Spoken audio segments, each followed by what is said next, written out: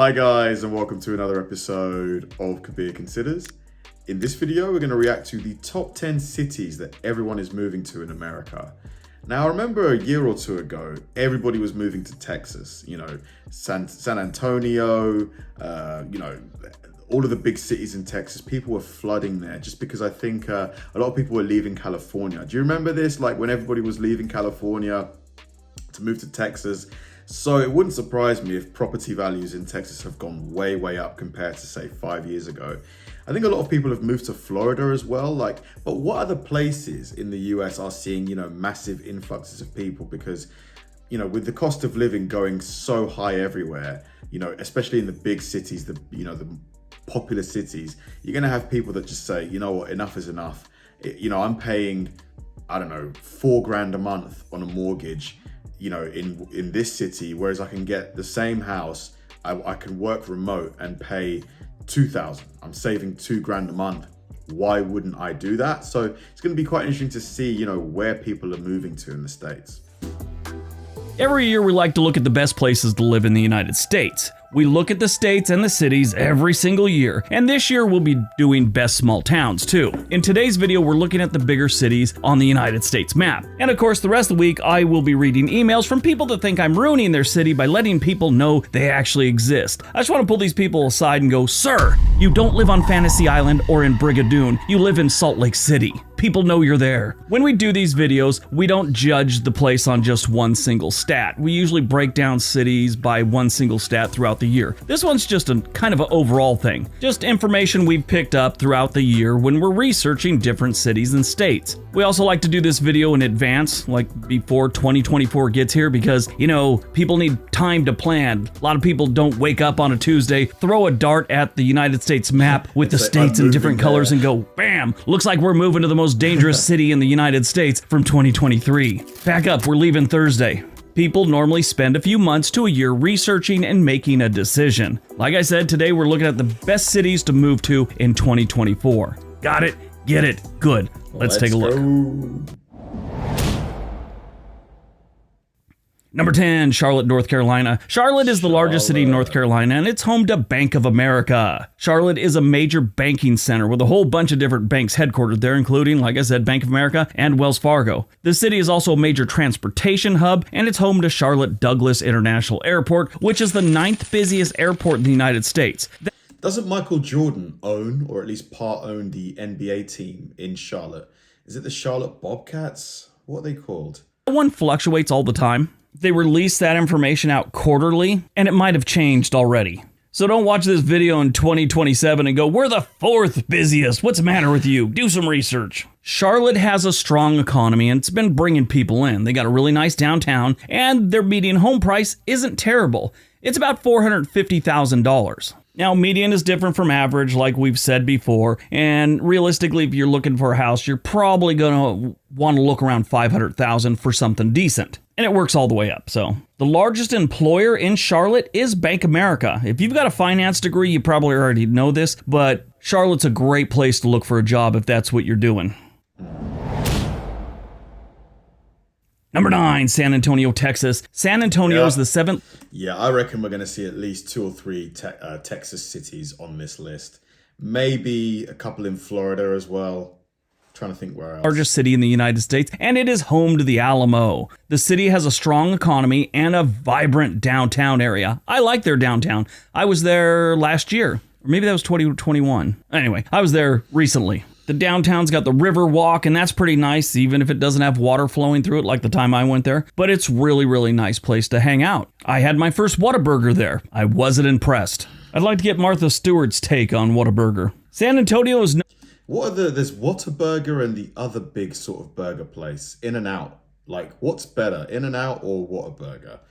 Is Military City, USA, even though in a survey I did recently, it didn't even make the top 10. There's something flawed in the way I asked that question. Everybody knows San Antonio is where you retire to. They have a strong community for retired military and for active duty military. Matter of fact, USAA, which is the bank for veterans, they're headquartered there, and they're also the #1 employer in San Antonio. This is a piece of advice from your old pal Briggs. If you are a veteran and you don't have a USAA account, I would suggest it. If you're looking to buy a house here, the median home price in San Antonio is about $350,000. Again, that's another number that can fluctuate drastically in the course of a few months, so don't give me grief if it's wrong when you watch this later. Realistically, you want to have around $400,000 if you're going to buy a decent home.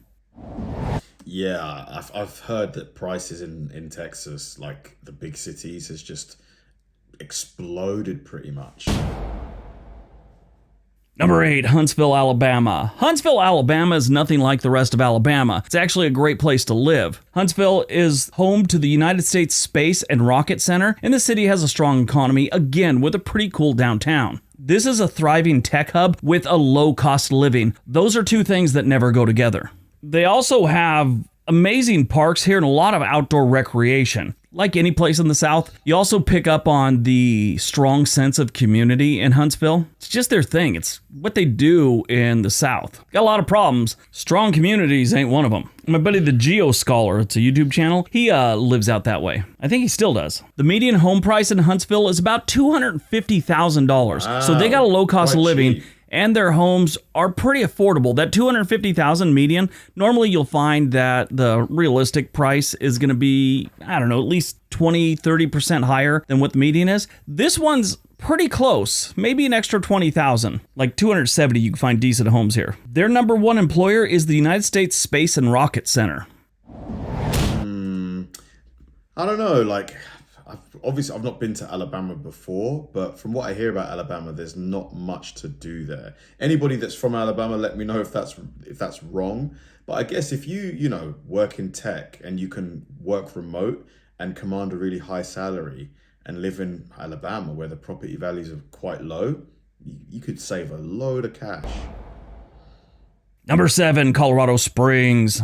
Colorado Springs sits about an hour south of downtown Denver, Colorado. It is home to the United States Air Force Academy. It is also home to the U.S. Army's Fort Carson and the Peterson Space Force Base. That's right out there by the Colorado Springs Airport. Colorado Springs is another city that's got a decent economy and it's got an okay downtown, definitely not a bunch of crime. This is where you move nowadays if you want to live on the front range of Colorado, but you don't want to live in Denver. It's a beautiful city with a decent climate, and there's plenty of things to do outdoors like all of Colorado. I lived here for a brief time in the 1990s. It was decent. I've been back a few times since then, but yeah, a lot of people really like Colorado Springs. They have decent stats overall when it comes to crime, cost of living, things like that. Even though Americans really love their SUVs, don't they, and pickups. Like here in this picture, you've got 1, 2, I guess that's not an SUV, that's like a minivan.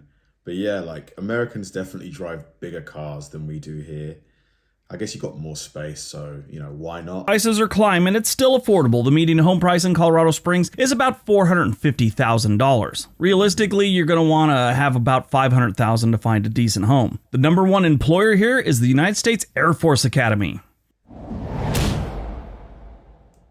Number 6, Fayetteville, Arkansas. Fayetteville is a city in northwest Arkansas, and it's known for being home to the University of Arkansas, which is a major research university. This part of Arkansas, like I've said in many videos, is totally different from the rest of Arkansas. This is a good place to live. Great schools, safe community. When I say safe, I mean compared to the rest of Arkansas, like Pine Bluff and Little Rock. This area, even though it's growing, it's getting popular, and it's really doing some right things, they have a pretty low cost of living and their home prices are really low. And when I say really low, I mean compared to decent places to live. Sure, you can move to the Mississippi backwoods and buy a house for $40,000, but do you really want that house? I brought this up, Fayetteville, Arkansas, in a previous video, and I got an email from some clown complaining that I didn't mention that Fort Bragg was in Fayetteville, which Fort Bragg is in Fayetteville. It's just too bad it's in Fayetteville, North Carolina. This is what baffled me about that whole email. I explained that to him. No, that's actually Fayetteville, North Carolina. And he doubled down. He said I didn't know what I was talking about and I should quit making videos because I have no idea where things are. I just said Google it, and then he blocked me. But if you want to buy a home in Fayetteville, Arkansas, you're looking at about $250,000 is the median. Realistically, that's pretty close to what you could get a house for. Probably $270,000, $275,000, and they go up. It's becoming popular, so home prices will be climbing, I would say in the next 3 years, but like every place, they're kind of stagnant or they're dropping a little bit. The show Ozarks, I don't know if you guys have seen that show. For me, top 5 show of all time. I think that's based in Arkansas, isn't it? Ozark. Number 5, Austin, Texas. Austin is the Texan capital of state. Texas, and it's home to the University of Texas at Austin. I don't know how many people I've had to correct when they think Austin is the capital.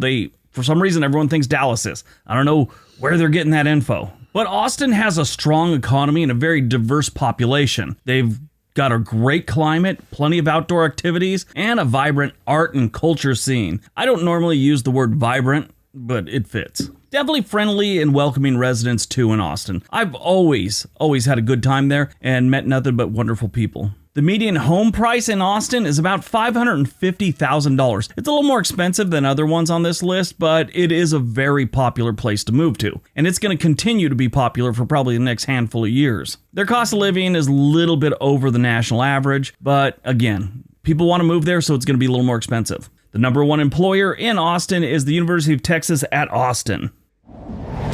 I need to get to Texas. I do need to get to Texas, not just for the food, although the food for me is a big plus, but you know, it just seems like there's a lot to do in Texas. There's a lot of like fun to be had. Number 4, Raleigh Durham, North Carolina. Raleigh and Durham are cities in North Carolina, and they're really part of this triangle. It's Raleigh, Durham, Chapel Hill. But most people just focus on the Raleigh Durham part. Raleigh and Durham are 2 of the fastest growing cities in the country, and they're home to several major universities, including Duke University and North Carolina State University. These cities have a real strong focus on education and research, and they're home to several major research parks. The old days we called them research campuses. Now they're parks. This is a great place to live if you got some medical problems. They have some of the best healthcare in the country in this part of North Carolina. North Carolina's got a lot of good cities that are growing and a lot of people are heading to. Raleigh, Durham, Charlotte, Asheville. Nobody moves to Fayetteville, North Carolina unless they have to. But in Raleigh and Durham, North Carolina, the median home price is about $350,000. That's what they say. I don't think that's very accurate, but that's what a few different real estate websites say. I think it's closer to $450,000,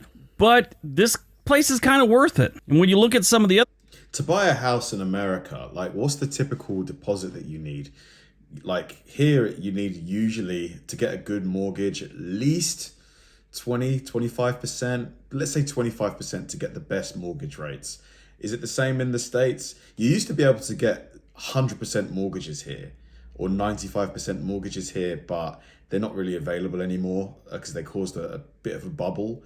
In America, like what kind of deposit do you need? Coastal states, that's not a lot of money for a house, a decent one at least. The number 1 employer here is Duke University and North Carolina State University, about the same.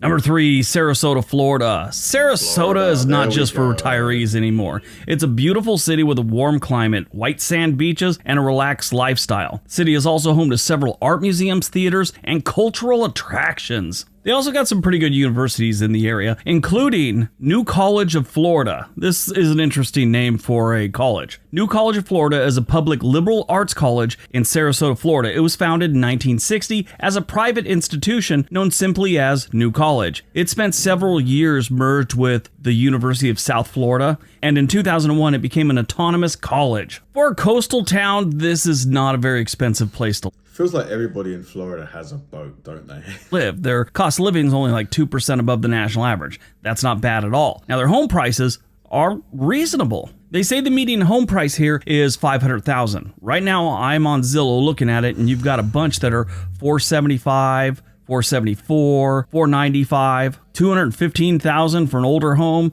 Wow. Now, of course, they have some that are $2.6 million and on up. But if you want a really nice house here, $550,000 should get it for you. A nice older home is probably around $400,000. But the older homes, I'm guessing, are going to need more maintenance and stuff, like more fixing and...